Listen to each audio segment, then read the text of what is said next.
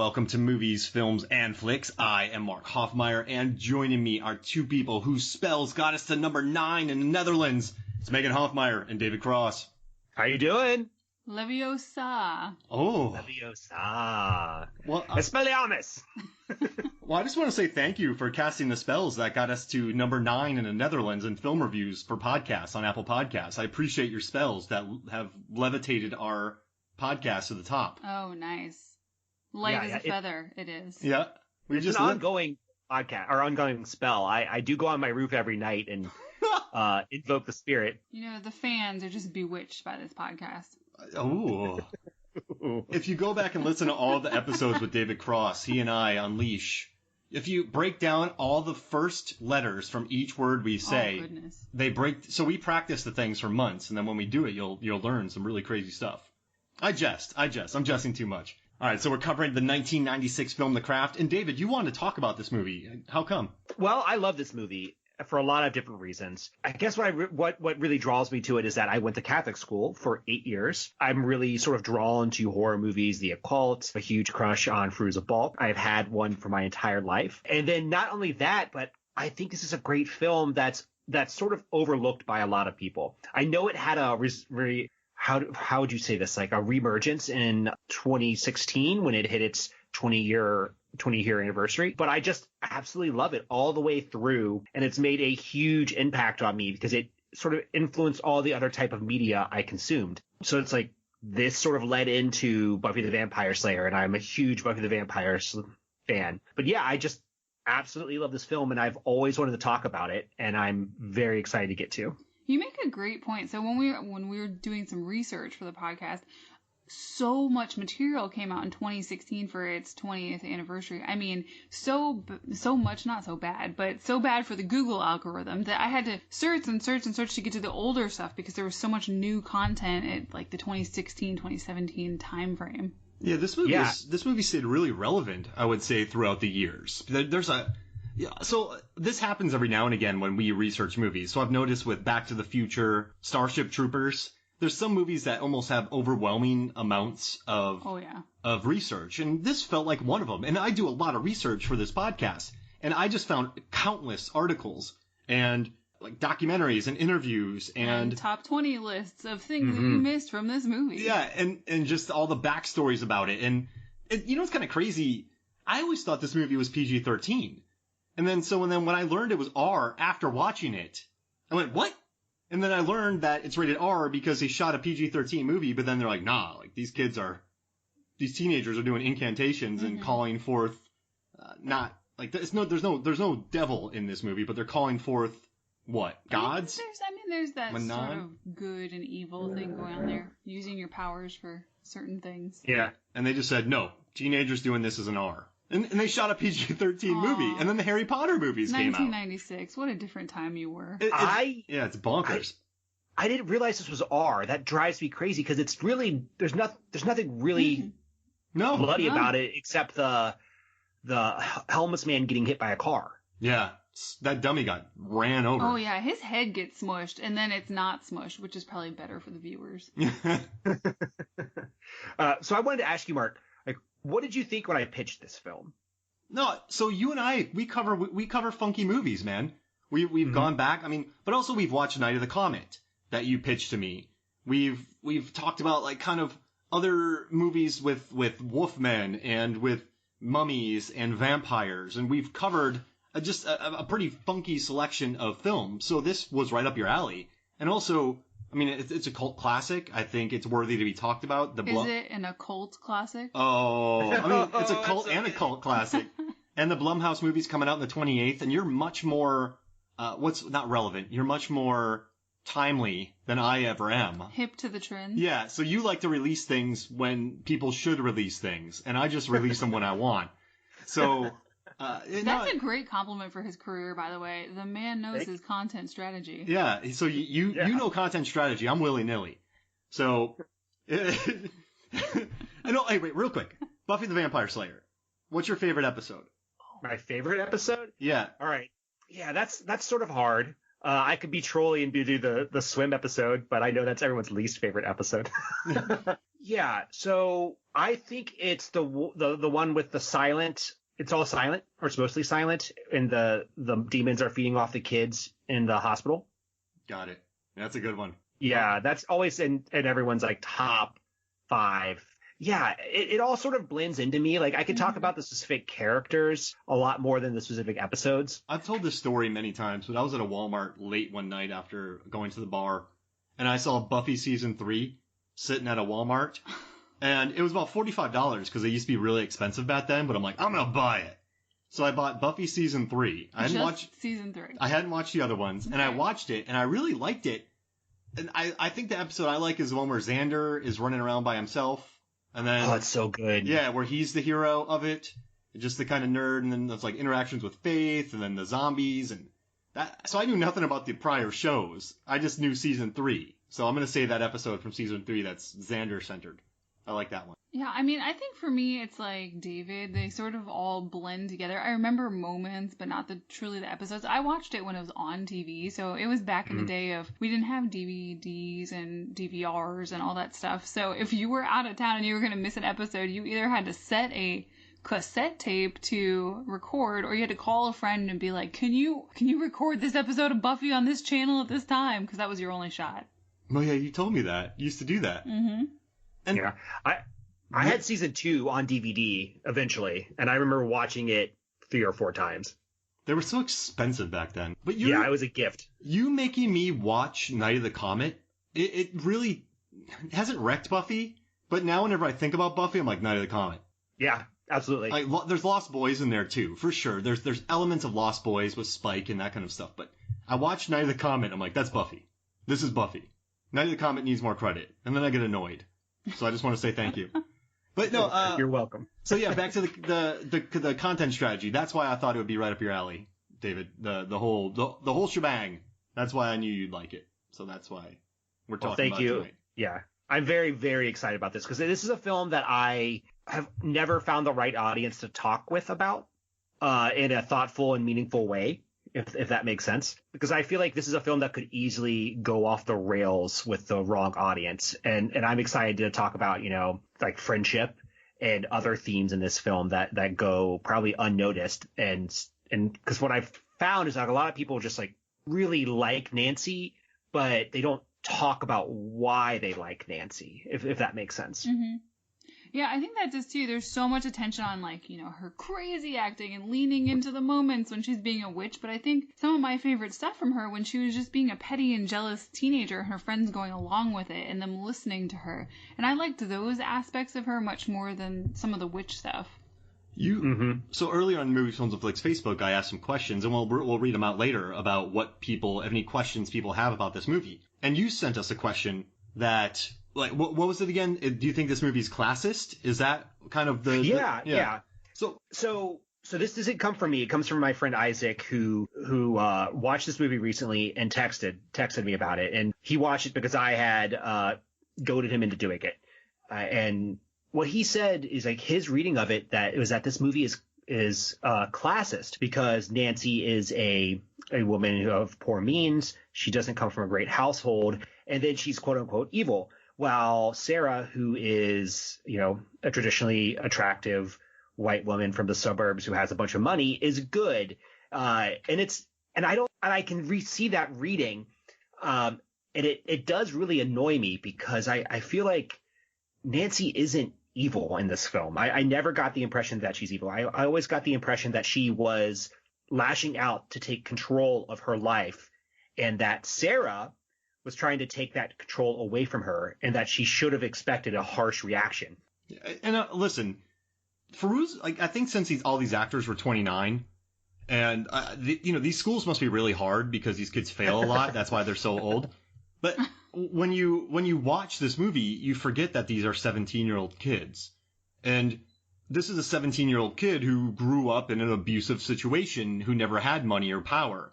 And when you're a child, essentially, and you've been used and you've been hurt, and your mom you've grown up around nothing but dysfunction. I think sometimes if you get power and you're not guided properly, it's gonna go bad. That doesn't make you a villain. That doesn't make you the worst. Like, that doesn't make you the snide villain from Under Siege 2. I don't know why I pulled that. So that doesn't make you, it just makes, it's more tragic, I would say. I mean, this is a character who had a horrible upbringing, found her demise. So Megan, we never read this as her being the villain. And I think it's a fair point that anyone can suffer abuse. She's obviously living in an abusive situation, and there are movies where the rich kid is abused and is then the jerk. I mean, look at Cobra Kai. That's all about the rich kid who was abused, and then his life kind of goes to shit because he's a jerk. But Mean Girls are the Mean Girls. The rich, abusive situations where they're, quote unquote, the villain of the movie. So, I don't know. I didn't read it that way either. I can see exactly where the question might come from if you read it at a much more shallow level, but if you really think about the characters and what they're going through. Yeah. And also Megan did some really cool research. Yeah. So I found this interview with Pat Devin, the Wicca consultant for the movie.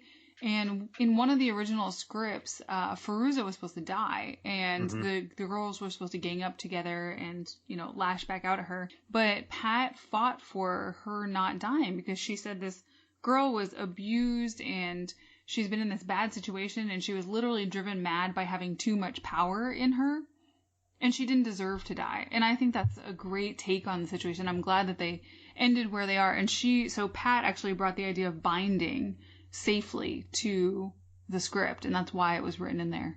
Yeah, they were just going to kill her off as the bad girl. But I hate when a 17-year-old kid is treated as the villain, because you're a kid. And listen, I guess if a kid goes and lops off 4 heads without powers, it's probably a bad pattern. Yeah, that child's no good.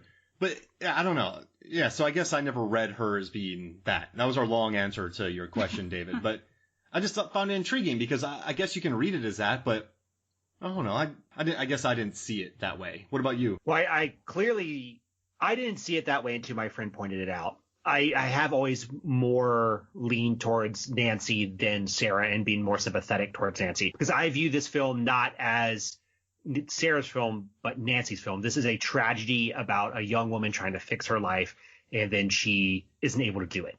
Essentially, like I don't see this as an upward arc of Sarah doing great. It's just sort of sad watching Nancy fall. Oh wow! Now you mentioned Pat Devin. I also read that article, and I highly encourage your listeners to go check it out. It's one of the most awesome pieces of essays about writing or about movies that I've read in a very long time. She's very specific, has great details. And she clearly made the script a million times better. Yeah, I love that there was a question towards the end from the interviewer, which is basically just one of her colleagues at the Coven. And they asked, how did it feel when your suggestions were ignored? And she said, I didn't feel ignored. Almost all of my suggestions were listened to and taken into serious consideration. Did they always end up in there? No, but they actually listened to me. And it's crazy when you read that interview, how much of the magic side of it, it's obvious that the writer-director was Alan Fleming. He was interested in the characters and their development, but she really guided all of the sort of beats when it came to the magic and being witches. I was impressed. And she liked the script to begin with, too, that Fleming came up with. She said she was happy that there was no devil. Yeah. Like, we worship you, oh, Satan. It wasn't like that. And she... you know what I love, Dave, is they came up with a fake god because they didn't want to do any incantations for anything real. And they didn't want people who watched the movie to go out and start doing spells and praying to some real deity or something out there.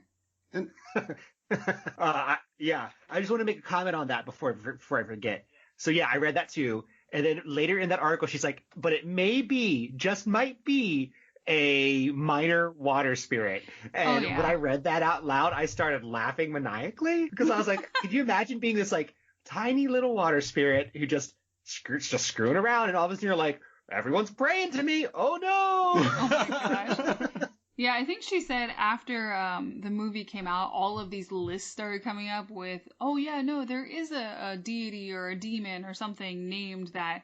And she's like, that's the power of Hollywood to start bringing stuff out of the woodwork. But they assured us that a lot of women who are witches and members of covens researched it beforehand and felt good about this. Yeah, I think my favorite revealing thing about that was that Pat made a comment to the writer, one of the other writers, that, it invokes this image of an angry French blonde girl, a la Manon of the Spring, a French film. And he said, no, that's why I chose the name. I liked it from that movie. Really? Yeah. Oh, that's great. I thought that was a funny little touch. So he just really liked the name, and that's what they went with. And then the Pat and the female actresses all wanted to go with she as the pronoun, even though it's a hermaphrodite, but the director went towards he. Oh, nice. And I gotta tell you, if I was making a movie about summoning this, and I love that they came up with the name, but I would come up with something like, Shamalama Bling Bong, hey there, what's going on? Hank. Like, that would be my demon name. Just Hank. I'm sure there is no demon name Hank out there. No, not at all. Hank Sriracha the Third. Hank Sriracha the Third. That was like, or just something so insane that there. Or just something so basic you just can't go wrong. Or my luck would be I wrote it so insane that somehow I broke a curse where they're like, no one will ever call this incantation. And somehow I nailed it almost beat for beat, syllable for syllable. And then I raised a 200-foot Colossus, like in the movie Colossal. I have a really weird bit, and maybe you can cut this out if it's weird. I have a bit with my friend. Yeah, that is definitely. You just guarantee that it's keeping it in. But I have a bit with my friend, my good friend David, and I came up with a character, and the character is Biorbo, and he's the ruler of the uppermost level of hell, and he's completely incompetent. Whoa! So for like a while, for like a year, I'd get a little tipsy and pretend to be Biorbo and be like, oh, I lost my souls. And just do really weird accents and be like, why are you in hell? And it's like, well, I guess you just stole too much paper at the office. Oh my gosh. You reminded me of Jim Brewer from SNL. That fake commercial where he just spills all the pots out of the cabinet. Like, where he reaches in, like, all the pots have fallen down. This week, Jim knocks the pots out. And then all the pots fall on the ground, and then he acts like, oh, my bad. It's like the Rondo version of hell. Yeah, that's like kind of the idea of it. It's really not that bad. It's just like, you're maybe like 51% bad. And so another thing this is another random aside, but I was reading Roger Ebert's review, and he's. Ooh, I read that. That was. Yeah, he was very reductive. I grew up reading a lot of his stuff, and his books is I think reading his reviews really sort of helped me process reviews, because that's what you couldn't get your hands on much back in the day. So you go to RogerEbert.com and you find his reviews. Like, that's just what I had. Dial-up internet. You're like, well, I'm here already. I should read more. Yeah. And so in this one, he's kind of talking about how they should go to Vegas and outgross David Copperfield. But then he said that, but he said their horizons are so limited. But here's the thing. These are kids. And you never see their parents much. So they're always out and about. Like this, if you think about Sarah, she's a kid who tried to commit suicide the right way. And you never see her parents around. Mm-hmm. So they're out and about. They're not thinking about David Copperfield in Vegas.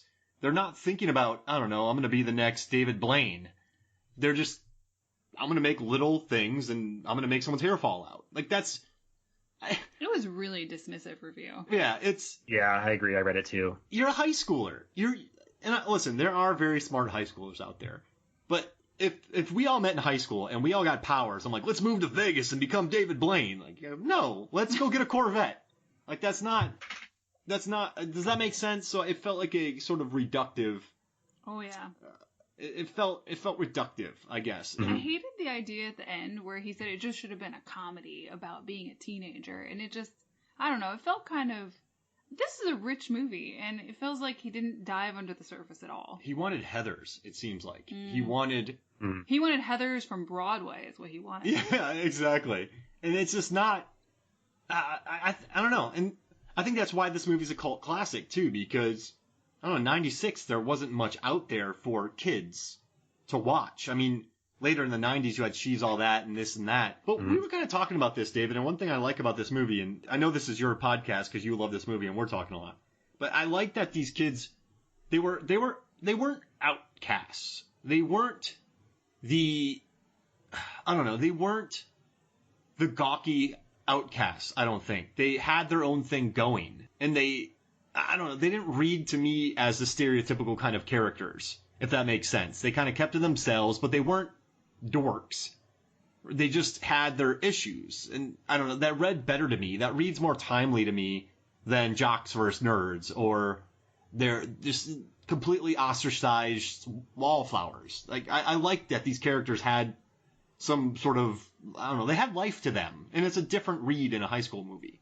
I don't know if you two agree. So yeah, I guess I wanted to chat about the characters themselves because I really empathize and relate to three of them. I struggle with Sarah's character. I struggle with her character all the way through. I don't want to call her a bland character, but I don't connect. Robin Tunney called it a bland character. She didn't want to play this role. Yeah, I agree. And she's kind of flat. Her agents made her play the lead role. I bet they're glad they did. Yeah.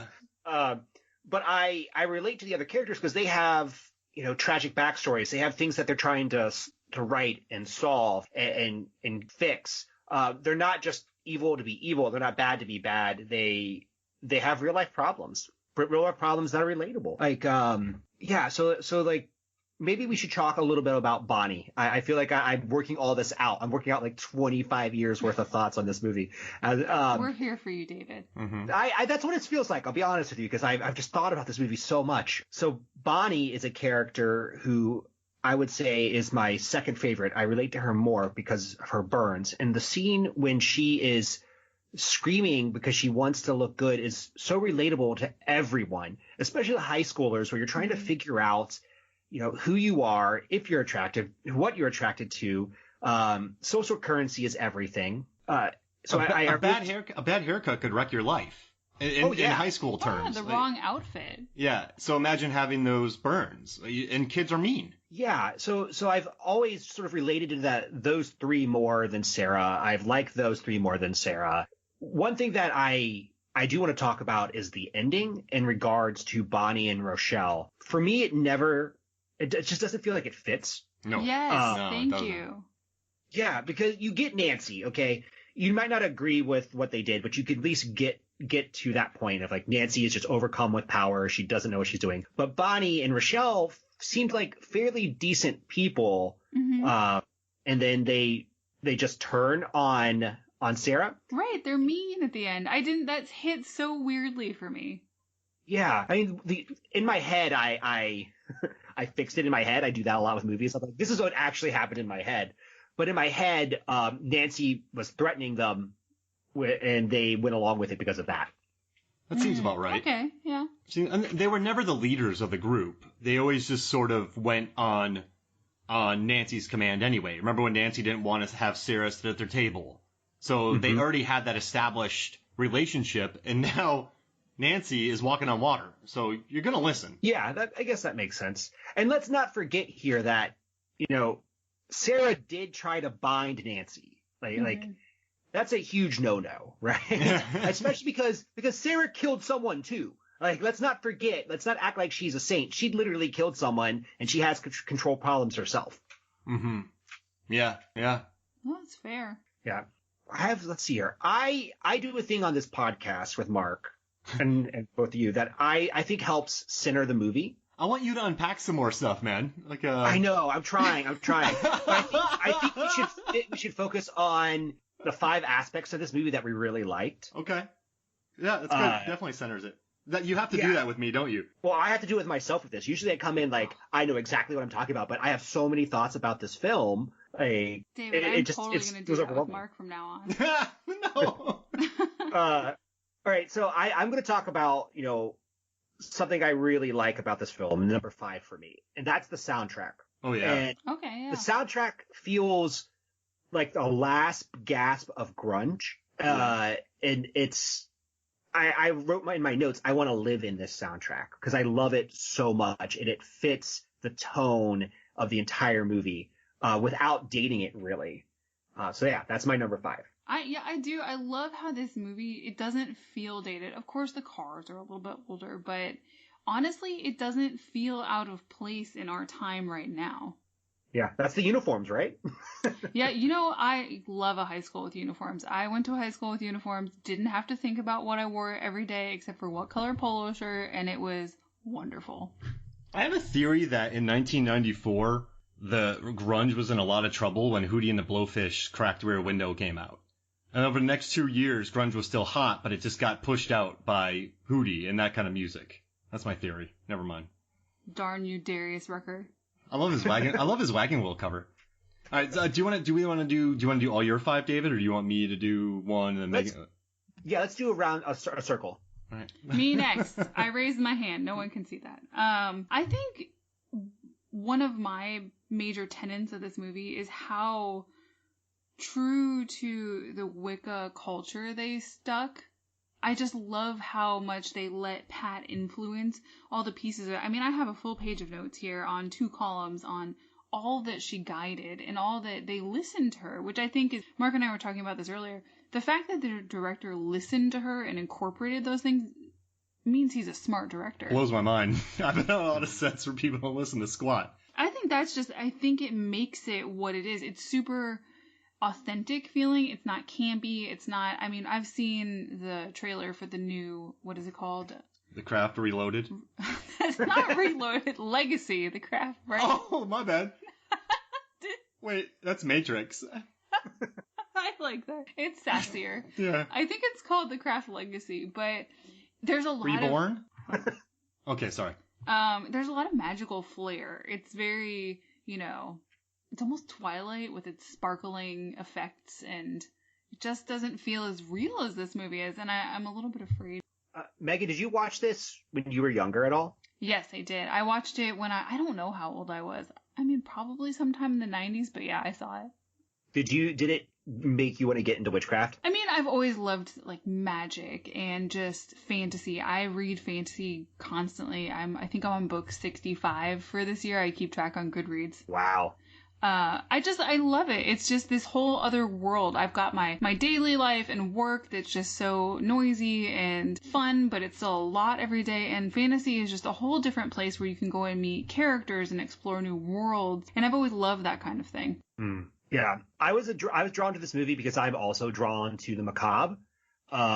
Particularly more ghosts than witchcraft. I have a thing for ghosts. I can't tell you why that is. Listen to our 13 Ghosts episode, everybody. Listen to it now. Go find it. Yeah. And I'm going to not talk about my experience with ghosts until we get to the question later in the episode. But when this came out, I can guarantee there are people I knew who were trying to summon Mana and trying to get into witchcraft and just experience it for themselves.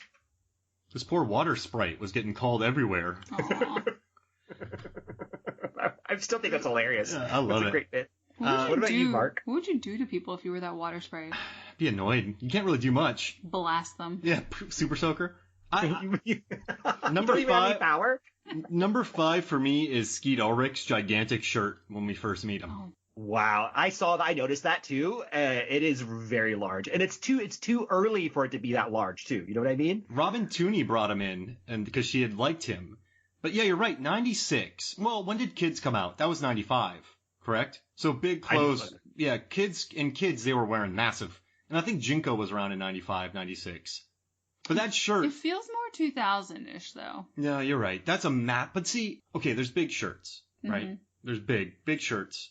But then this is a big shirt. It's like a tunic. It's a tunic. Mm-hmm. He's wearing a tunic. Skeet Ulrich wears a tunic in The Craft. And so that's mine. That's my number 5. Okay.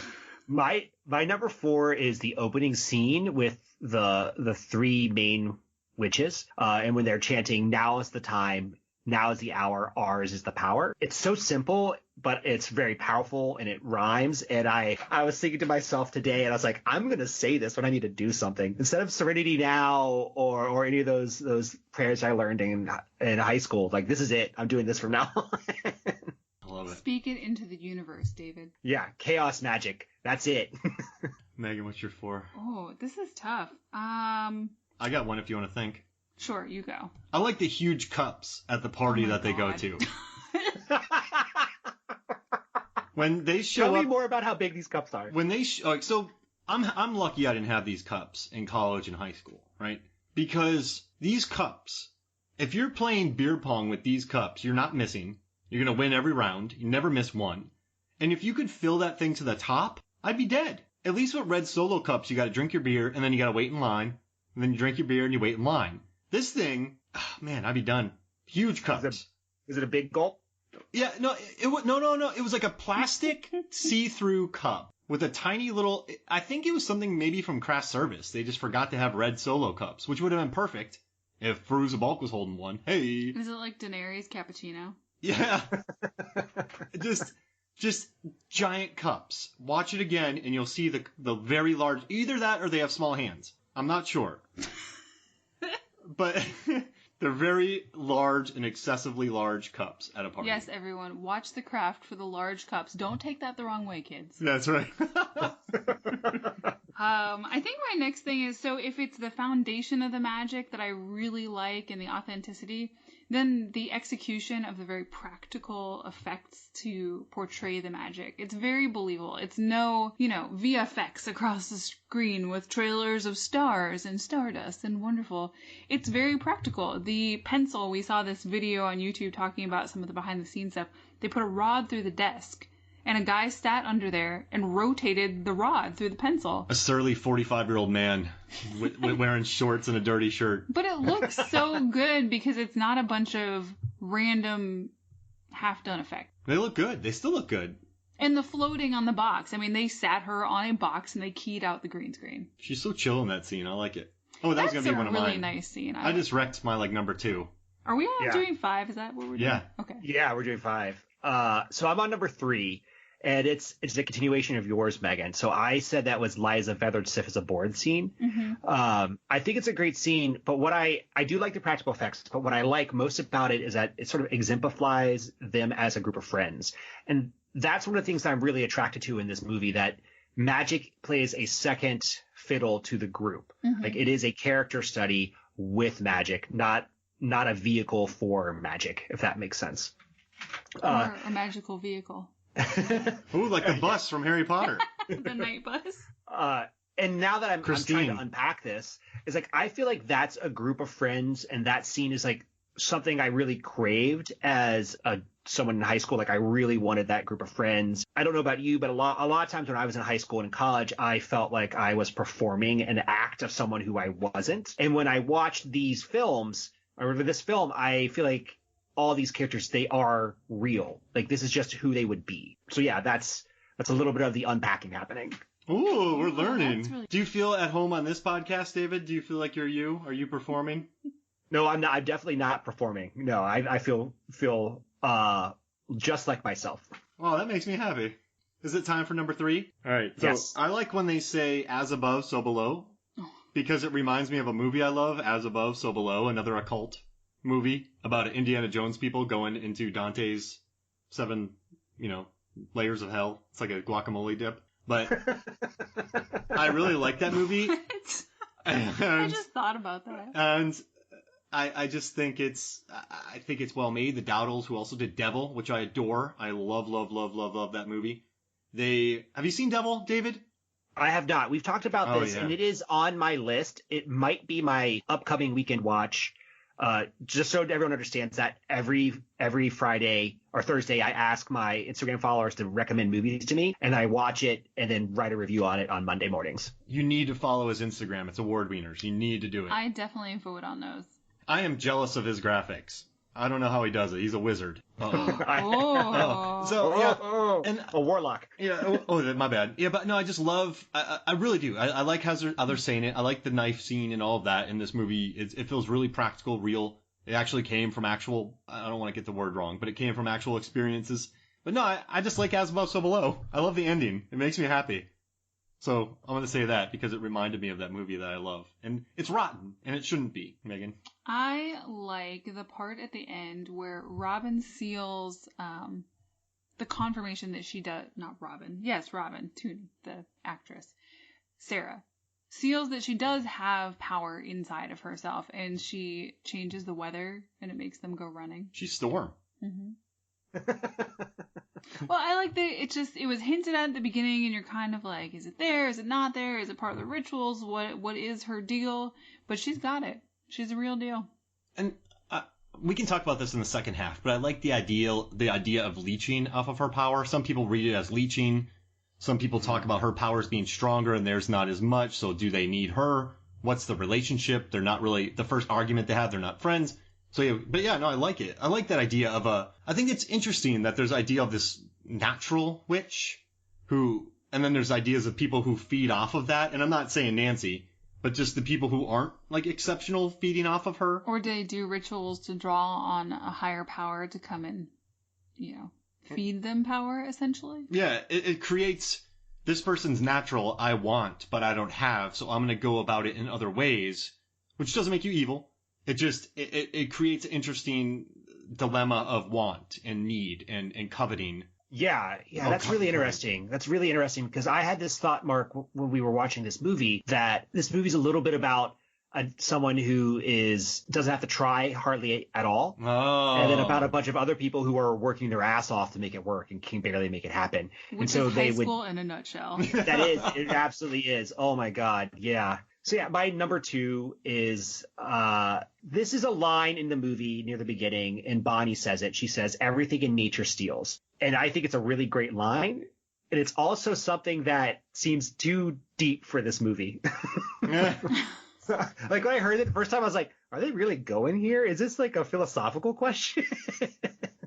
Well, playing off of that, so my next thing is Mark picked up on this when we were watching it, and if you read a lot of fantasy, you probably know this, but typically a consequence for magic. And the girls go into it all happy and excited, and it's strengthening their bond as a friendship group, and they don't bother to think about the backlash until it starts to rear its head on them.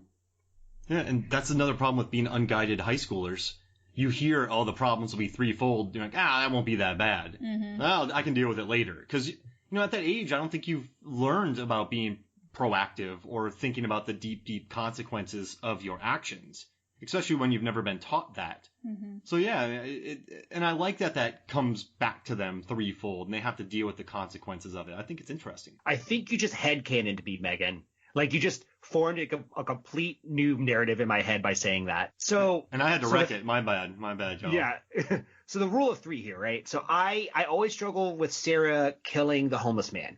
Even if she did it by accident, she still used magic. Well, you have magic too. So you're like, no, but saying no could possibly be bad, if that makes sense.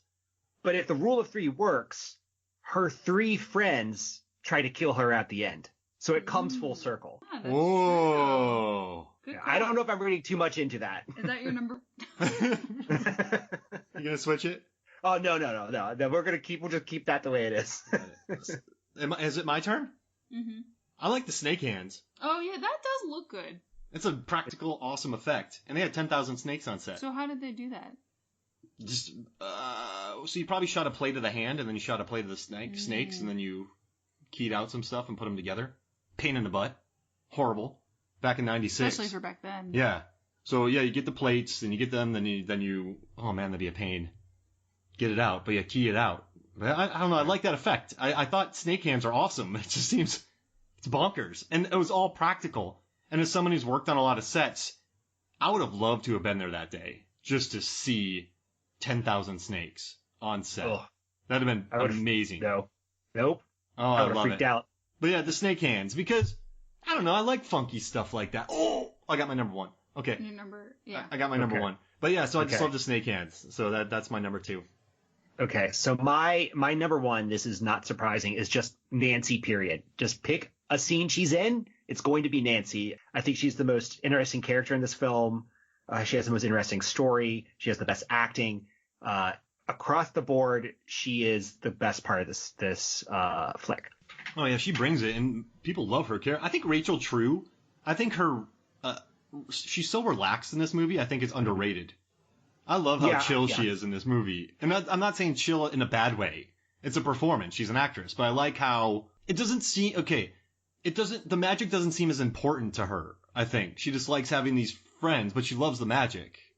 Just not, I don't know. I like, never mind. All right. She has good zippy one-liners, like replies, retorts. Yeah, she's cool. Yeah, and she genuinely feels bad when the mean girl in high school really starts to see the consequences of the magic. Yeah, for sure. I mean, I don't know if I'm going to feel bad for a racist. I'll be honest. No. But I think that she does, just because, there's probably social consequences in high school. You worry about the ramifications. I love the part when the swim coach, who has been her coach the whole time, is going over there and petting the girl with the hair falling out. It's very odd. But then he finally notices Rochelle diving. Like, he's never ever noticed her before. And he goes, oh, that's good. I wish I was that extra swim coach. That'd have been awesome. Actually, watch Teen Wolf. I'm a swim coach in that. So random. Hey, I'm close to this movie, a swim coach on a sci-fi show. Never mind. I digress. Did you get number 2, Meg? Yeah. Okay. So my number 1 is, I think, going back to what David said about the friendship, I was really waiting for, upon rewatch, I mean, it's been, I don't know, a decade and a half since I've seen this for the first time. Really waiting for something bad to happen between the girls, and it's not there. Once they accept Sarah into their friend group, they're friends. They're doing the ritual. There's no sort of snide, nicking the other girl with a knife. There's nothing mean happening between them. They have bonded as a group of friends, and they're doing these acts together. It only really goes south when Fairuza takes in all of that power, and she starts to get corrupted by that. Once again, Megan, you nail it. A+. Leaving us flummoxed there. Meg, you got a good read. I'm not surprised because you're incredibly. I'm going to do a Stephen Baldwin from Sharks in Venice. She's really smart. It's my girlfriend. She's very smart. She's an expert. All right, my number 1 is I love the scene where Nancy and Sarah collide into the door, but they built the set on its side and then dropped them on it and then dropped all the garbage on them from the set. So that's another instance of, the DP, Alexander Gruzinski, he did Tremors. That's all you need on your resume because Tremors is a perfect film. Perfect film. And he also worked a lot with Andrew Fleming. Actually, a lot of people who have worked with Andrew Fleming went on to work with Andrew Fleming again, the director. And he just directed 6 episodes of Emily in Paris, Megan. There you go. But no, I like the scene. I think it shows the creativity of the set. It shows why they were a step ahead of that. When I saw that scene, I reacted quite strongly when that happened. I loved watching that fight when they hit the door. And they just filmed it sideways. It's a very creative, but also useful visual. Exactly. It's your favorite kind. Yeah, it tells a story. It's good. It's not pointless. It's not flashy for flashy sake. I hate flashy for flashy sake, David. It annoys the living daylights out of me. But yeah, it's a good shot. It shows power. It shows urgency. The way they handled it. And once again, it just shows that the production designers, the DP, everybody working on this knew what they were doing. They were smart. And that scene really showcases why I like it. It's cool. It's a good moment. So that's why I put that as my number 1. I dig that scene. What I like most about that final fight scene is that it breaks down into a physical altercation. These are witches and they could, use their mind all they want. But when it comes down to it, they just got to wail on each other. That's what you got to do. Yeah. It also speaks to how human they are. They give in to their emotions and they get much more physical and less tactical and less strategic with their fighting. They just go for it. Yeah. I wouldn't want to fight Fairuza Balk.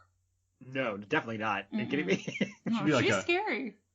No offense to Fairuza. She could be the most gentle human being on the planet. Okay, I wouldn't want to fight Nancy because she seems like a honey badger. Yeah. How's that sound? Uh-huh. Let's not talk about Fairuza Balk because I know nothing about her fighting. But Nancy would honey badger you. Yes. She don't give a F. Mm-hmm. I like it. All right, so did we all get our 5s? I think so. Yes. All right, so how about this? Let's take a quick break, and then we come back. We will talk more The Craft. We'll be right back.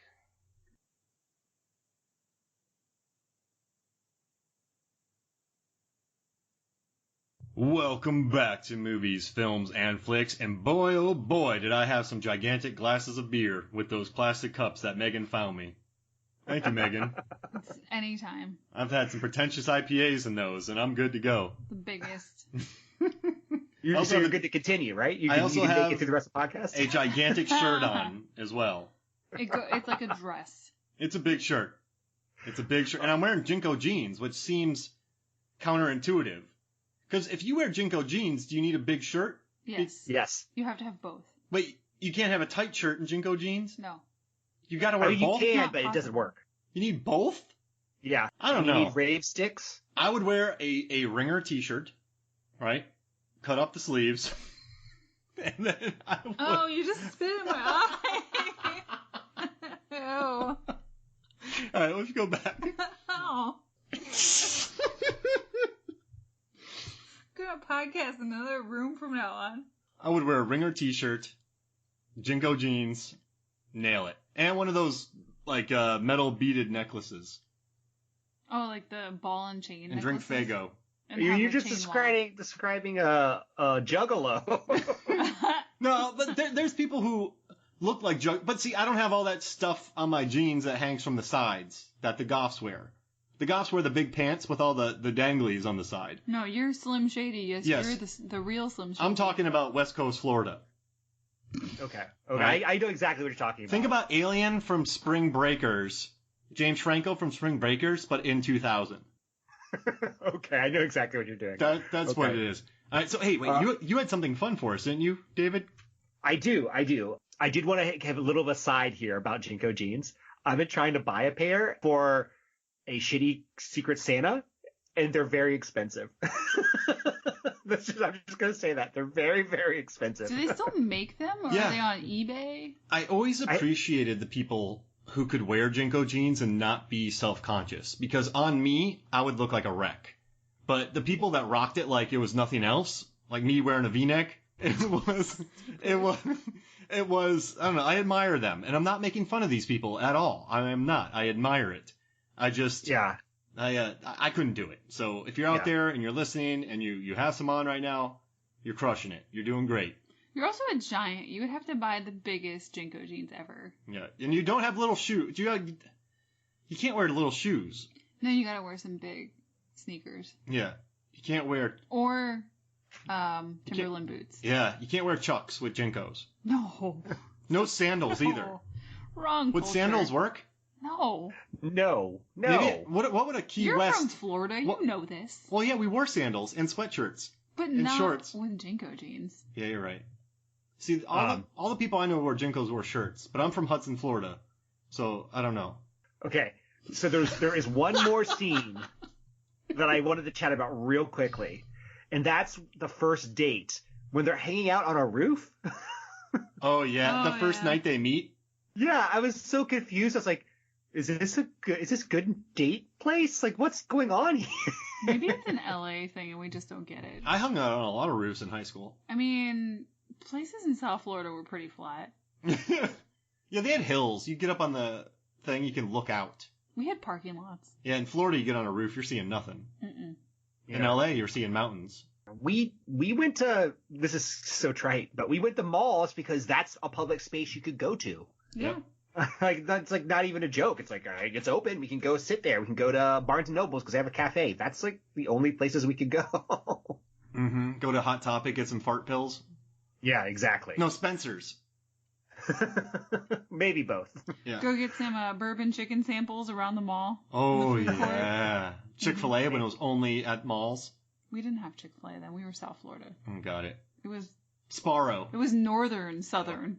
Sparrow. So, A yeah. wedge of pizza. Okay. David just keeps going on with it. I love it. Keep us on track. Thank you. Okay, I have a game. And we've been playing this for the last couple of times I've been on the podcast, and I think it's a lot of fun. And it's essentially alternative roles. And this game is Neve Campbell versus Fairuza Balk. And the way it works is I'm going to give you a character in a movie, and you tell me whether Neve or Fairuza would be better in this role.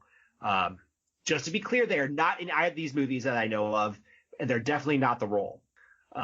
Okay, so number one is Dizzy from Starship Troopers. Well, obviously Fairuza, because Dizzy is just a ridiculous character. And I think Robin might be a little bit too plain to play that role. She's very aggressive, that Dizzy. Wait, Neve? Neve. Oh, we're doing, darn it, Neve or who? Neve is too nice to be Yeah, Diz. Dizzy's so aggressive, I think Fairuza would be better at that. Diz is alpha. She's the alpha over Rico. And so you would need that alpha. In many ways. And I'm like, listen, Neve Campbell's a badass, but I just don't see the alpha. The stalker vibe? Yeah. So I think Fairuza's got it. Right, Meg? Yeah. I agree with you 100%. I think Neve would be a great job because she is a great physical actress. And that's something I think people forget, that she is tough. You don't do 5 screen movies and not be tough. You don't mess with her. You don't. And the Skyscraper. She was great in Skyscraper. Oh, yeah. Yeah, I remember The Rock is like, I gave her a lot of action. You should go watch it. Oh, cool, Rock. Thanks. Yeah, thanks for Thanks for complimenting yourself for giving a woman an equal role, Dwayne Johnson. Okay, number 2, Lilu from The Fifth Element. Neve.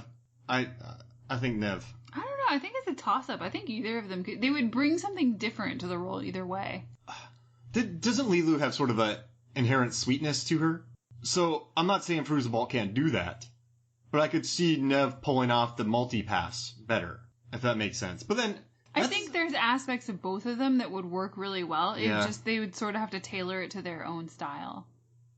I'm gonna go Neve, but I wish the both of them could be combined.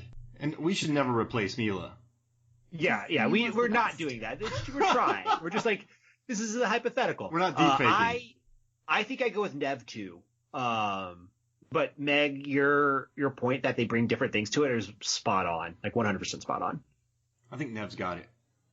I would still like to see Fairuza in it because I feel that she's a little bit more of a character actress. Yeah. I don't like that. That was tough. That was too tough. Normally I see him. Normally I see him. Yeah. I think it's going to get tougher, honestly, Mark. Okay. Trinity from The Matrix. Neve. Oh, goodness gracious. Because she's more understated. Trinity. And I think Neve could do quiet. Man. Yeah, I guess Neve. I guess. Yeah, I understand why you would say that, but my heart's just telling me Fairuza, because I want to see Fairuza with a bunch of machine guns. She'd be awesome. Yeah, she would. I want to see Fairuza in something like Sin City. Oh, yeah. Ooh, yeah. Okay. Number 4. There's 5 of these. This is evil. This is a tough one. This is fun. Let's do it. Yeah. Gracie Hart from Miss Congeniality. Oh my gosh. I don't know. That's a tough one too. I could see both of them doing that. What pulls off? Okay. What?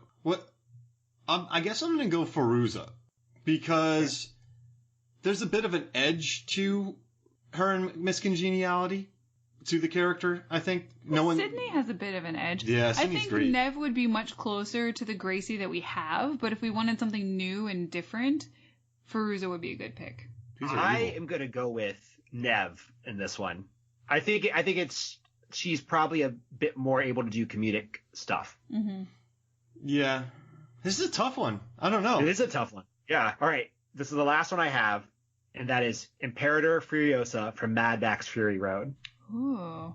Jeez Louise. Yeah, that's one that I think either of them can do.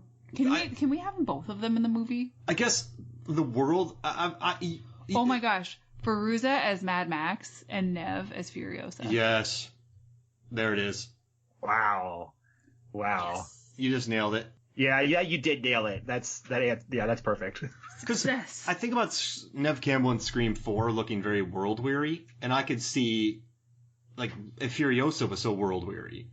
So I see Neve doing that. It'd be an awesome reunion. The two of them. Now, who would be a Morton Joe? Skeet. Oh my god. That's pretty good. That's funny. Right? And then we got to bring on, let's see, Rachel True, and so we got to add Robin Tunney so Robin Tunney can play the Nathan Jones, the 7-foot guy role. Or she's the main henchman. All those badass ladies on the motorbikes at the end, and give them more of a role when they drive back. Yeah. Yeah. All right. Let's do that. Yeah. You don't like casting Robin Tunney as Nathan Jones, 7 foot tall, and she has a machine gun, and she shaved her head for Empire Records. So, and she had to wear a wig for that. But wait, who would be the Doof Warrior? Breckenmeyer. Nice. Yeah. And then you could toss in, Listen, George, make it happen. oh man, Breckin Meyer as a Doofoyer. Yeah.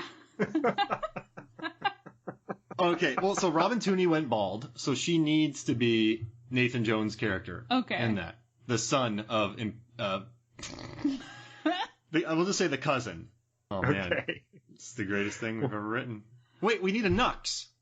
Oh. That's why I was trying to think of one and I couldn't come up with it. No, then Robin Tunney plays Nux. She just shaves her head. Okay, yeah. She's a war person. Oh man. Yeah. This is a great film. You did it, guys.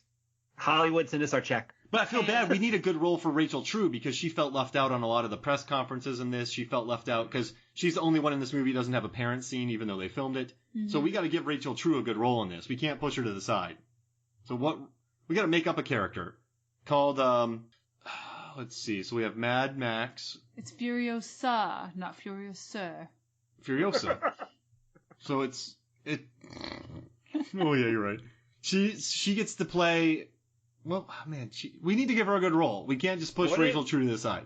Why don't we push Skeet to the side? He's not central. I mean, he's in this movie, but he's not central to the concept of this movie. Wait, you say Rachel True's going to play Furiosa? Oh, no, wait, no. Morton Joe. And Morton Joe?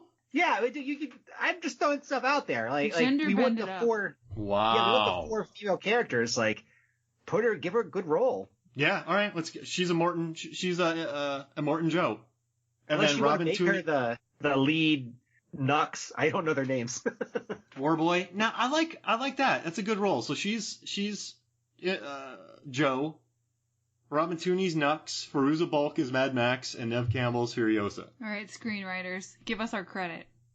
See, yeah, I feel I don't want to. I like those ladies. I don't want to we got to give all these people the main roles. So there, I like it. And then who's Skeet? Oh, he would just probably be he could be the Duff. He's the bullet farmer with the gross feet. Yeah, there you go. Or is that the oil guy? That might be the oil guy who has the gout. He could play the buzzard-looking guy that's walking in the muck at night. Ew. Wait, we like Skeet in Riverdale. Why are we dissing on him? Because he's We're not dissing on him. He's just not the main focus of this film. Yeah, you're right. Good call. All right, I like it. He's got that Riverdale money. Yeah, he does. He's in Vancouver, living life. That is the end of our game. The alternative roles. Okay, so are we going to do a draft? I hope so. Okay, I have a list. Here's what we're doing. I'm popping this on y'all. Oh no! You guys are gonna hate this. What if I already picked some stuff? But you guys have to do a Fairuza Balk draft. I knew you were gonna do that. I already have my 5. So you go to Movies, Films, and Flicks Facebook to vote on this between between Megan and David. So you go to Movies, Films, and Flicks the day after this episode's released, and you can vote. So, Megan, since I popped this on you, and he already said he has his 5, you get to pick your first. I'm not gonna do the mean thing and pick the movie we're talking about. I've done it too many times. Not gonna do it again. So I'll go with Almost Famous. Yeah. Ooh, my number 2 is gone. Gone. Wait, did you see this coming? Yeah, I already have it. I literally have my list. I'm too predictable. I guess. Man. I figured you were gonna do her. I thrive off unpredictability. Now I gotta do. Oh, You're right. gonna need to pivot. All right. All right. Who you got, David? Okay. I'm gonna go with Return to Oz. Oh, that movie's messed up. It is. It's very weird. It's very strange. But I like it because it's so weird. Mm-hmm. Oh no, it's those skating things. Oh my goodness. Oh, so creepy. Rolling. Yes. Meg's favorite show, Ray Donovan. Oh god, I'm trying to ignore that that's on here. I guess I'll go for Waterboy. Oh, you sniped me. It's gonna get weird soon. It is. It is gonna get real weird because she has 5 or 6 really good ones, and then stuff you're like, what is this? I'm gonna go with American History X. Oh Nice. yeah. In full disclosure, I have not seen that in probably 10 years, so I actually don't know how big her role is. She was the girlfriend. She was the person with the hat and the thing. Yeah. With the guy. With the Norton. With the shoes. With the Norton. And the hair. With the Norton. Hey. Got it. I'm gonna say Things to Do in Denver When You're Dead. All right. What is that about? It's a Pulp Fiction knockoff. It's about people doing things in Denver. Okay. I'm gonna go with Port of Call, New Orleans. Oh yeah. Oh, nice. Yeah. Bad Lieutenant. And now I'm done. I have nothing else. I'm really gonna get real Oh no, awkward. there's some big ones in here. Okay, I'm gonna do what I said I wasn't gonna do and say The Craft. Oh! But I didn't pick it first this time. You win. I usually pick them first. Oh man. Mark did that one time to me, and I will never let it go. Yeah, May got real mad. All right, who you got? I'm flipping through now to see because I don't know. We hit all the major ones I know her from, so I'm guessing like Deuces Wild. That's a movie I've heard of. Ooh. Yeah, that's with Dorff and Johnny Knoxville. Yeah, it's a street, like Brooklyn knife fighting movie. I live in Brooklyn. Okay, I haven't seen a knife fight in days. Look behind you. Oh no! I'm gonna do The Island of Dr. Moreau because I like the story. Oh, that's a weird movie, but I love all the stories around it. Oh yeah. The director was fired, and then he came back as an extra and was standing around on set and makeup. I just love that it's a story that has inspired so many other stories. Yeah. It's an oft-referenced piece of work. She was in a TV movie called The Worst Witch. Nice. She was probably 10. She was 10 or something. Let's see here.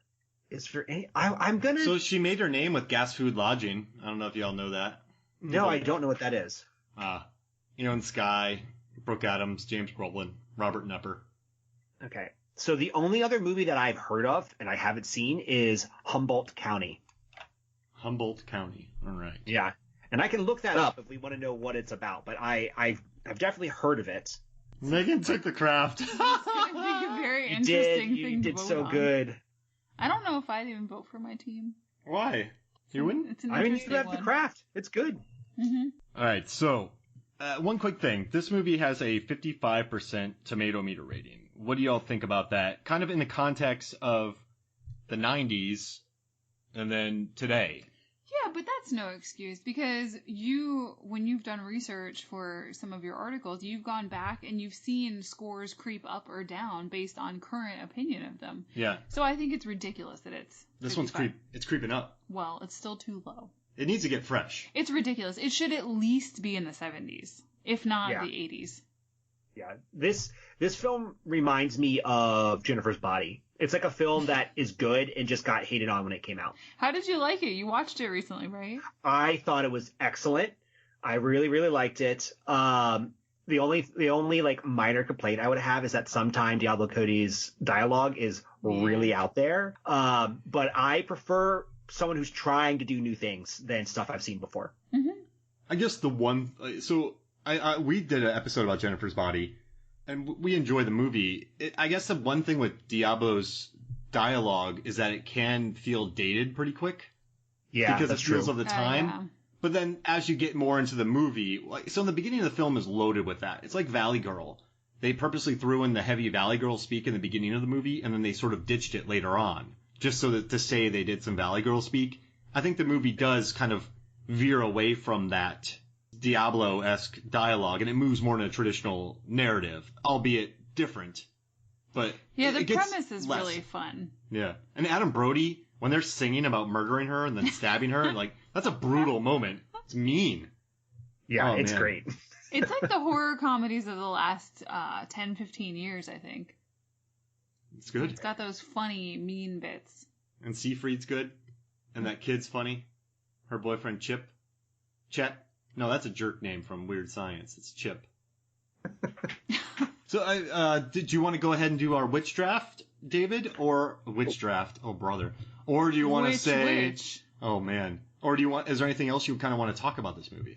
No, I have talked about everything I think I could talk about without going to see a therapist. Oh, I do have one neat thing. Sorry to interrupt you there, and hopefully this doesn't send you to therapy. But I do like how that classic scene of them walking confidently through the cafeteria, they shot that first so that they could show it to the studio, and that gave the studio more confidence. Because Fairuza Balk didn't want to make this movie. She said it was going to be crap. Robin Tunney wasn't sure about the movie. The first couple weeks were really rough. This is a cult movie. The director wasn't on board until he was on board. So the first 2 weeks were really rough, but when they shot that scene of them walking towards the camera all confidently, so it became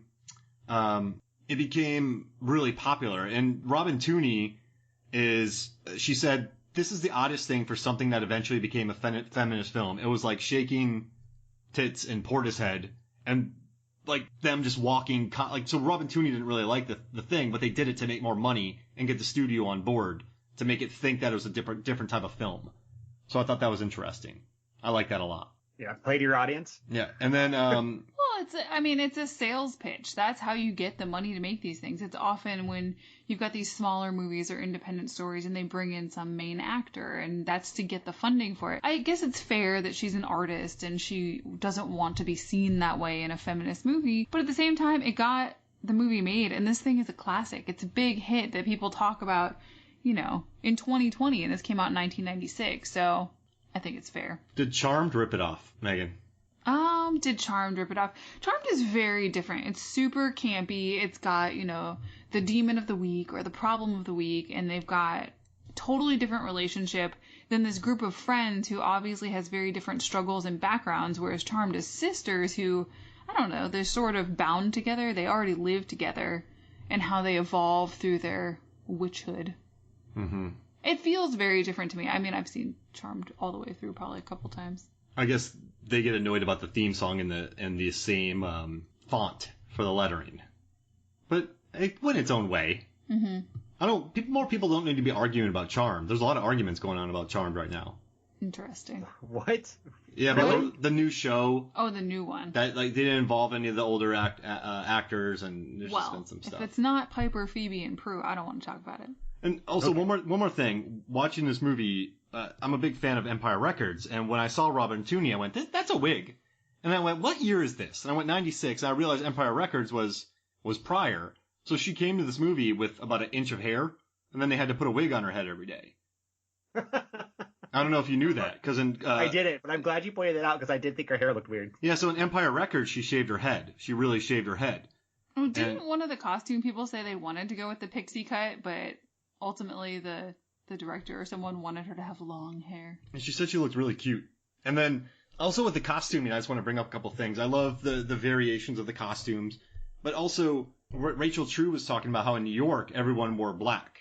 Like that just was the style. But then she moved to California and everyone wore the same sundress. So that's why in that movie you see that sundress that looks dated now, but at the time it was amazing. Hey, it's popular again. The 90s are cool once more. So everyone, the costuming I thought was really well done, and they were kind of discussing the costumes and each character, and I don't know, I dig the behind the scenes oral histories of this because I don't know, they captured a good high school look. I dug it. So that's another thing. That's just what I wanted to bring up. I'm just throwing out info out there, but I thought it was interesting because this once again proved this is a layered movie. This is not a cash grab. This is not a bad 55%. They thought about the costumes. They really thought heavily about the Wiccan aspects of it. I hope I'm saying that correctly. I think this movie, they put a lot of thought into it. I do think it's odd though that the producer keeps talking about how, so this producer and the director, they're kind of saying like, he's like, I was curious about the phenomenon of girls marginalized into a man's world who suddenly come into their sexuality and have this enormous power. That's what Douglas Wick said about this movie. So he's kind of talking about burgeoning. I don't know what he's talking about. Yeah. So after reading something from Pat's interview, it almost feels like he stole from that and appropriated it as his own quote. Originally, the ritual on the beach was supposed to be winter solstice, but once Pat explained that would be at Christmas time and the high school would have to be set decorated for Christmas, they didn't want to do that. She got them to change it to Beltane in the spring, which was much more of an awakening and a blossoming, and she felt that was really appropriate for women blossoming into their, young women blossoming in their sexual, growth and all of that, which felt like a much gentler way to approach that topic than whatever that guy said. Oh yeah, I love it when those girls come into their sexuality and they get that power. That's what the guy was saying. Mm-hmm, exactly. Would you love to hear that, Meg? No.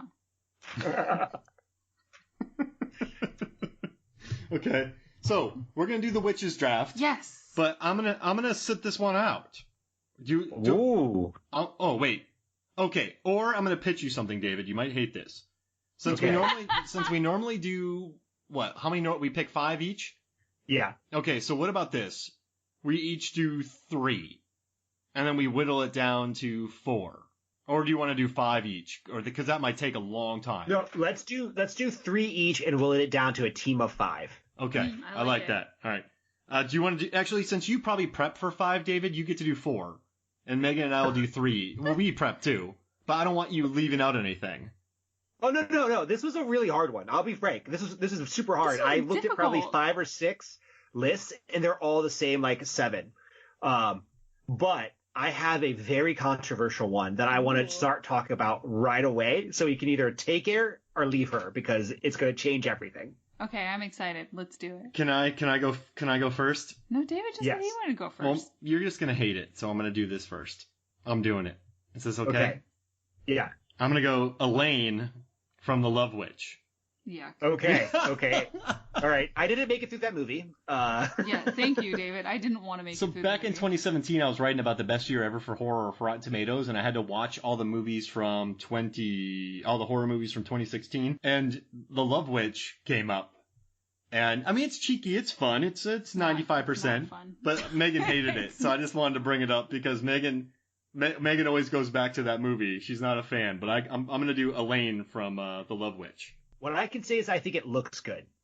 Oh, the aesthetic that they capture. Style. Yeah. All right, so my number 1, this is gonna be an argument. Mary Poppins, and is Mary Poppins a witch? I like it. I mean, she's gotta be. She's got magic, right? What else would she be? And if you hear us spinning right now, it's our kitten playing with a ball tower in our room. No, I mean, let's do it. Mary Poppins. I mean, she floats out of nowhere. I thought this would be a bigger argument because, but I was prepared to say, she gives people elixirs, she makes stuff happen, she flies. She puts children through bathtub portals into underwater worlds.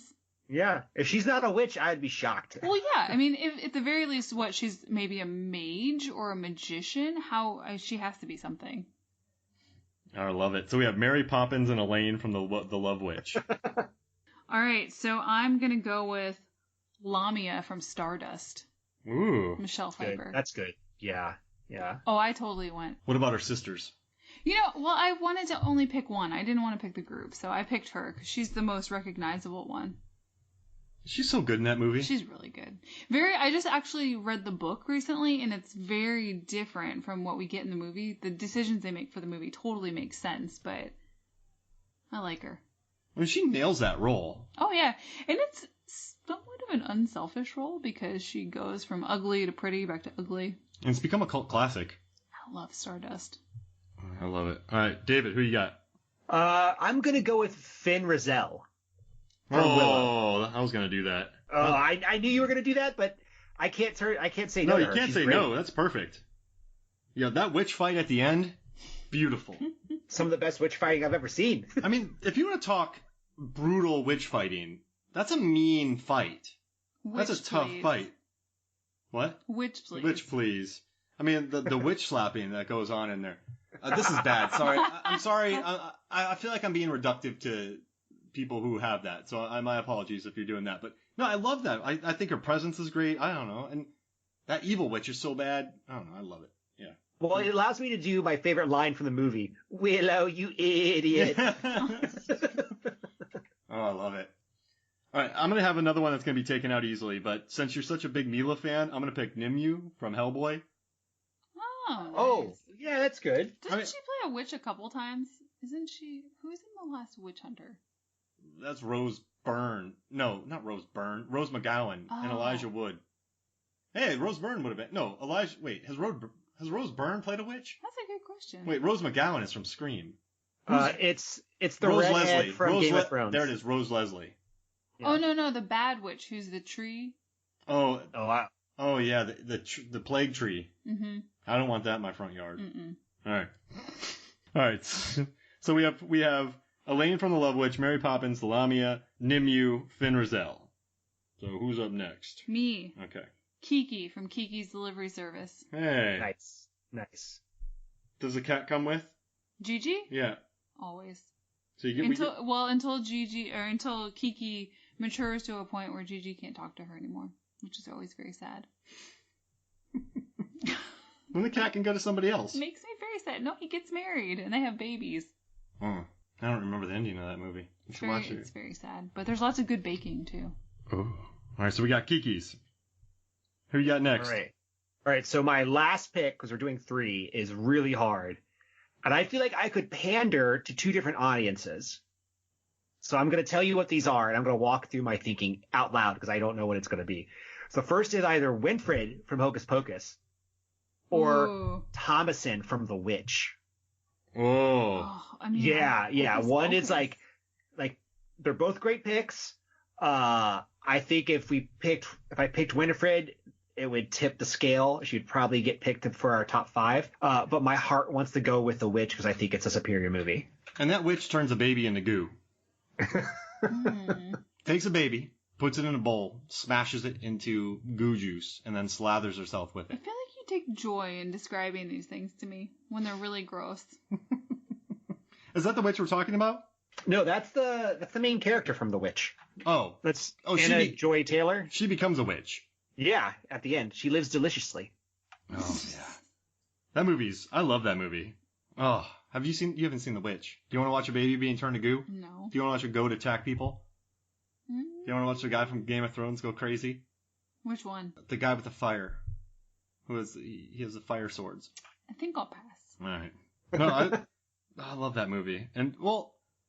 Let's just watch Robert Upgrade Eggers again. directed... Robert Eggers... Yeah, Megan just watched Upgrade and loved it. Robert Eggers directed it. He loved The Lighthouse. There's a lot of farts in The Witch. I think I had enough in The Lighthouse. All right. I guess... All right. I'm going to go with Jane Doe. Oh. From The Autopsy of Jane Doe. Because that movie's bad business. And it gets you. So I'm going to say that's her. So she was a witch who got punished. And then she's the body that's there. And then it just leads to absolutely horrible things. And it's by the guy who directed Troll Hunter. Ooh, good. Love that movie. Yep, so you can't go wrong with that. So have you seen The Autopsy of Jane Doe? No, but I know about it. You know about it? We've heard it on the street. You know about the I know about The Autopsy of Jane Doe? No? Yeah, I totally know it. It's one of those movies that's talked a lot about on horror podcasts that I just haven't got a chance to see. And listen, I don't want to sound bad, but I think this was around the time where Emile Hirsch had the instances. So I think it got trouble. Like, it got... But it also, probably got slammed. But Andre Overdahl, like, the director, he's just such a talented man. And it kind of hurts to think... Overdahl, I don't know, but there's also Brian Cox in this movie. He's an excellent performer. So I just got to recommend that. I think it's good. I'm going to say that. So right now... I have 7... Wait, who are the 3? Megan, who are your 3? I haven't done 3 yet. Oh, yeah, you're right. Not bad. Okay. Am I next? Yeah. All right. So, like David, I had a little bit of I had picked somebody else from Hocus Pocus, but I think I'm going to go for a different audience here, and I'm going to pick Luna Lovegood. Oh, she was on my initial list, too. Oh, she's so good. She's so good. She's the best. One of my favorite characters from that world. Yeah. I mean, she's super chill. She's her own person, has her own story. She's not judgmental. She's there to be a friend and help. She understands. She's quirky, aren't we all? People love her. Because she's awesome. And she rolls, too. Mm-hmm. She gets in it. She's a good friend. I want a friend like that. Dumbledore's Army. She's got stylish glasses, too. And she sees Thestrals. Oh, I left out Thomasin. That was my bad. All right, so we have 9 characters. Am I going to whittle down to 5? Mm-hmm. Mm-hmm. Okay. 4 gotta go. All right, so... we got to do Luna. If we have a list without Luna, I agree. We're no Guna. That's a stretch. It would be bad. Not man, I missed that. My apologies. I really want Finn Rizal. I could dump all the rest of mine, but Finn Rizal is the one I really want. Oh, you gotta have that. So we have Finn Rizal and we have Luna. So who else do we need? All right, so we have the Good Witch. We have 2 good witches. And I'm not saying there's good and bad, but in movies they're typically good or bad witches, I would say. Mm-hmm. So who would be, do we want to balance this out? How are we handling this? Are we putting Thomas in it? But she's super chill. What about Elaine? How would she fit in that world? Do we want musical numbers with Mary Poppins? I mean, when don't you want musical numbers? Yeah, that's true. I could break out in song tons of times throughout the podcast. Do it. I have. All right, so we have Nimue from Hellboy, we have Kiki, Jane Doe, and then we have Thomason. I'm into Kiki. Yeah, we gotta have Kiki She's with the a good cat. one. And the broom. Oh, and the broom. We have a nice witch squad. Do we want Mary Poppins in here? It would fit the theme, apparently. Yeah. There's all good people, all good witches. Okay, so we want to do that? I'm down for Mary Poppins. Okay. Yeah, I am too. So our last one is Thomason. So you could have a lot of things in that bag of hers. Very true. Well, I'm gonna get rid of Elaine. I'm not even gonna bring that up anymore. I think we should toss in a bad guy. We should do Michelle Pfeiffer. We should do Nimue from Hellboy, or Jane Doe. Jane Doe's evil. I don't want Jane. Jane Doe's creepy. I don't want Jane. What Doe. about Mila? Do we want Mila, David? I mean, I love Mila. I don't want to say no to her. I feel like we kind of shamed her earlier by casting someone as Lilu, so this would be making up for it. There it is. All right, so we have a good list. We have Elaine from The Love Witch. No, I'm joking. We have Mary Poppins, Nimue, I think her name is from Hellboy, Finn Rizal. I hate saying that. Man, I sound like the podcast I hate. I think that's her name. Oh, brother. Kiki's Delivery Service, Key from Kiki, and then Luna Lovegood from Harry Potter. It's a strong crew. That's a pleasant squad. Yeah, it's good. It's very nice. And then we have a really evil one and 4 good ones. They'll balance her out. It's fine. It's like, that'd be a funny... I'd want to see them at Central Perk. It's like that friend you bring along and you have to keep being like, Mila, come on. Stop murdering the peasants. Sorry. You can't poison the tea. Why do we want the whole world? Like, let's just... We have a villa. I don't want the whole world. It's a lot of work. Right? And Kiki's like, I gotta deliver stuff. Can I just get out of here? Mary Poppins like, I got some street urchins to watch after. I gotta go start my musical number. Have you guys been practicing your steps? All right. Amok. Okay. Amok. All right, so we're gonna take... So if these 5 were the Backstreet Boys, David, right? I don't want to be like, what 5 roles would they have? Who would be the JT? I mean, okay, that's the only question I can answer. Oh, wait, who would be the Howie? The only one. Wait, no, who would be, I'm sorry. Nick. Yeah, who would be the Nick? Nick's the main guy from Backstreet Boys. Nick's the main one from I don't know. AJ. Well, he's like the main dancer. Yeah, AJ and Nick were the main singers? No, Brian was like the best singer. Okay, so Brian was the best singer, AJ was a singer, Brian was the dancer. Kevin was a singer too. Kevin was a singer, and Nick. Kevin, Howie, Nick, AJ, Brian. Do you know NSYNC better, David? I don't know boy bands basically at all. Like, I know JT, and that's it. Solo act. That one has Lance. Yeah. That one has Justin. Chad Michael Murray. That one. Joey. Let's see. JC Chandler. No, he's the guy who directed Triple Threat. And then we have... No, not Triple Threat. Triple Frontier. And Margin Call. And then there's another one that I just can't think of right now. Lance. You said Lance. Who's the other one? I don't know. I can't remember anymore. You said 4. We're only getting 4. We're losing it, David. Jump in here, man. You're good at this. All right. There's Justin, JC, Chris, Joey, and Lance. Chris. Oh, Chris. Yeah, the one with the hair. The one with the hair? Yeah, he had like spiky weird hair. Oh, yeah, I got it. Mm-hmm. Got it. Yeah. I see it now. I made like things with fingers, hair. All right. So in this band, who are the members? I don't David. know. Oh, well, the best one, I mean, I guess Mary Poppins JT. Yeah. Like, that's clear. That's clear, right? Yep. Who's the bad boy of NSYNC? The bad boy of NSYNC? That's JC. JC. Yeah. So then that's Mila. Yeah. And Lance Bass is like sort of like nice, you know what I mean? He's like kind of nothing much about him. Except he was going to go to space, I remember. Maybe he's Finn Rizal. There you go. I like that. But Finn Rizal was sassy. I think Joey's sassy. Is he? I mean, I don't know enough. So if you want to go with Joey, go ahead. Well, do what you want, man. I gave this. My bad. I'm sorry to interrupt on your NSYNC team.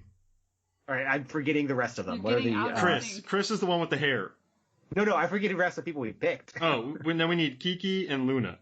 Oh, okay. So Kiki is going to be Joey and Chris is going to be Luna. Solid.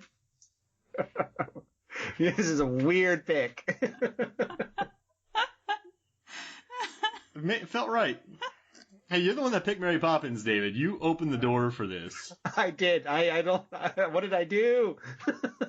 I cast a spell on you. Oh. And now you're mine. That's a great cover. I gotta tell you, watching Hocus Pocus again, the performances are excellent. They walk a very fine line of too much and not enough. They're very, like, the caliber of actress that they brought in for that. I mean, they're excellent in that movie. And everybody around them has to sell it and not be too much as well. It's about a 16-year-old's virginity, that movie. Very interesting. All right, David, any final thoughts about The Craft? Yes. So you mentioned earlier that you asked your Facebook followers for questions. We should run through those. Oh, crap. Yeah, I forgot that. Sorry, guys. So I'll pull up the thing here. That NSYNC thing flustered me. I have to give you that. Yeah, we had a breakdown in here. Hey, I think that's an NSYNC song. Breakdown? Yeah. You're breaking my heart. No, there's also a breakdown song. Really? Mm-hmm. Wait, Don't Go Breaking My Heart? No. Digital breakdown. Get Down. It's Get Down. Well, it was close. Wait, that other song, Don't Go Breaking My... That's not even close to them. Tearing Up My Heart. There you go. Sorry. Okay. So, sorry, David. Now, this is a question from Chris Kelly. Who would win in a fight? The witches and the witches of Eastwick or the witches in The Craft? Probably the witches from the Witches of Eastwick. What about Tunney when she's all tuned up at the end? Oh, jeez. Could they take her? Tuned up. Yeah. I don't think so. Yeah, I mean, she doesn't have, like, full blast malevolent powers. I don't think she's a battler. She could zap somebody with lightning. The Eastwick ones are mean. Yeah, exactly. I think mean wins. Mm-hmm. Yeah. What if they have full power Fairuza and full power Nancy and full power Sarah? Well, then it's 3-2, and they still outnumber them. Got it. All right, so the witches of Eastwick win. I like it. Unanimous decision. Thank you, Chris Kelly. Also listen to his podcast, Classic American Movies, or CAM, where he interviews many large horror directors. He interviewed the director of 47 Meters Down, 1 and 2, and Strangers Pray at Night. Excellent director. Johannes Roberts. He has a bunch of big names. Listen to his podcast, Classic American Movies. Then we have, let's see. Oh, Chris Kelly. As a kid teen, which character did you like versus watching it now as an adult? Nancy and Nancy. Yeah, I think that's fair. I always liked Chris Hooker the most. Skeets. Now I'm lying. I was like, what? It was that shirt. It just did it for you. Nancy and Nancy. All right, now, who's your favorite good witch and who's your favorite bad witch from TV or film? Oh. From Megan Hoffmeyer. Who's your good witch and bad witch? I mean, the Wicked Witch of the West? I mean, good witch probably, I don't know, Kiki. Although I really liked The Good Witch? Shun Yang from the new Mulan. I really liked her story arc. So she could be good and bad witch both at the same time. Hey now. Bad witches, probably the Hocus Pocus ladies. I would just group them together. They want to murder children. Yeah, they do. But it's funny and it's wonderful. So this is TV or movies, because I would go TV and go with Willow from Buffy. Oh, nice. Yeah, and then for bad witches, what is her name? I just forgot. The bad witch from Harry Potter. Beatrice Lestrange. Bellatrix Lestrange. Yeah, my brain just was like, I just watched this not too long ago. My brain was like, nah, it's Bonham Carter. Just say that. I know who Mark would pick for his favorite good witch from TV, the titular good witch. Yeah, I mean they're very Cassie. They're more like super pleasant witches. The goodest, nicest witch ever. Yeah, I'm gonna say that. The lady from Jag. Oh, Catherine Bell. Yeah, and then bad witches. I mean, there's the Angelica Houston from The Witches. Oh, that's true. I'm going with the Baby Goo Witch from The Witch because That's a movie where a baby gets turned into goo.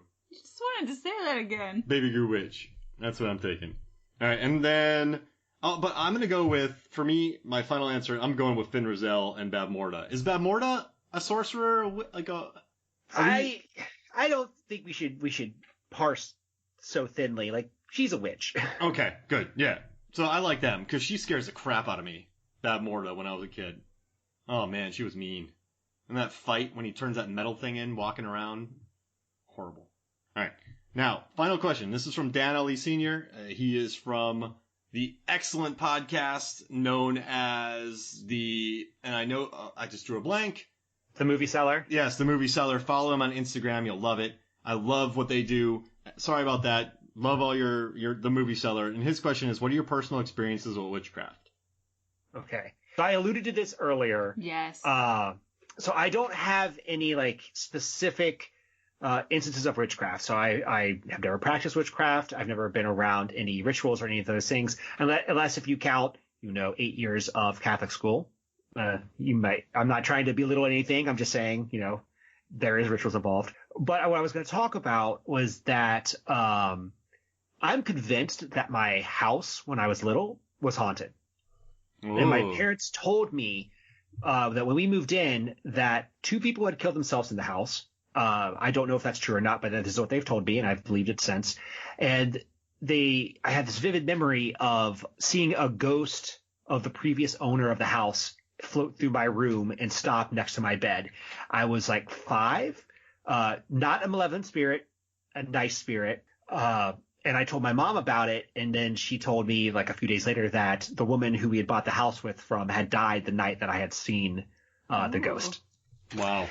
Yeah, and then there's like a lot of weird things that would happen in my house. There's like lights would flicker on randomly, and then I remember us finding a cubby in the back of the house that was like covered with like a particle board, and it was just like this weird hole in the back of the house in the basement that people stored like Christmas supplies in. It was just very, very many strange and weird things. Wow. Did you ever feed a ghost some Cincinnati chili?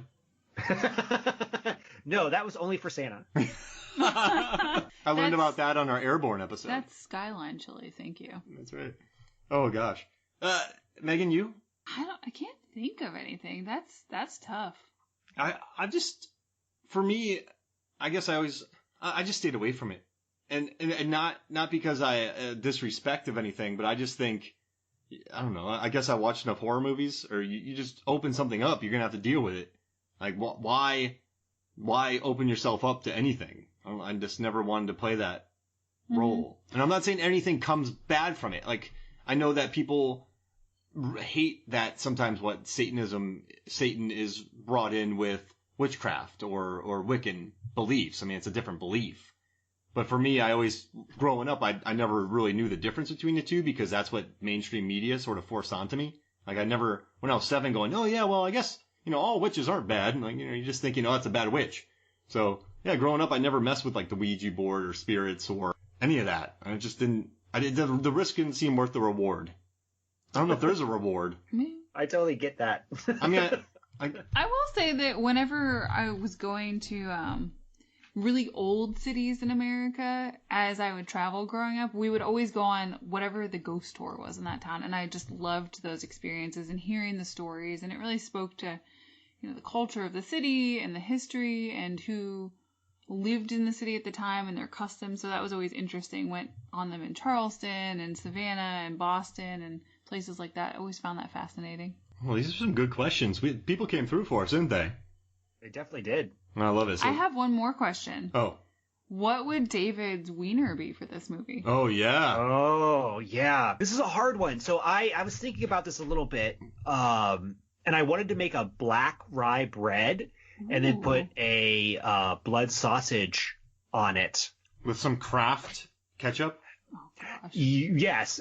Or the alternative. The alternative is just hot dogs cut up in Kraft mac and cheese. Oh. Yeah.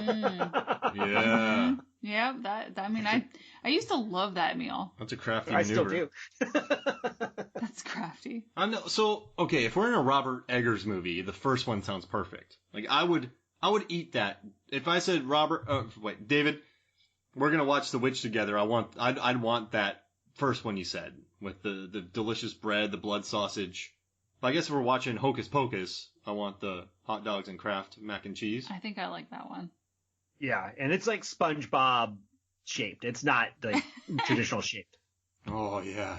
Oh man, deep blue sea shapes. Mm-hmm. Carter Blake sliding around. I'm sure they've got it somewhere. Yeah, that'd be great. No, so also make sure to listen to the Award Wieners movie review podcast. I'll let David pitch it, but I just want to let you know if you listen to it, you will learn a lot. Like I don't know, you guys combine a lot of facts, data. When you leave the episode, you'll have learned something. So David, do you want to pitch it real quick before we get out of here? Yeah, what we do is we're watching all of the Best Picture winners and then making a hot dog recipe based off the film. The movie that we have coming up is An American in Paris with Gene Kelly. I'm very excited for that one. Yeah. Oh, that's good. All right, so for me, Mark Hoffmeyer, for Megan Hoffmeyer, for David Cross, this is Movies from the Flicks. We'll see you next week.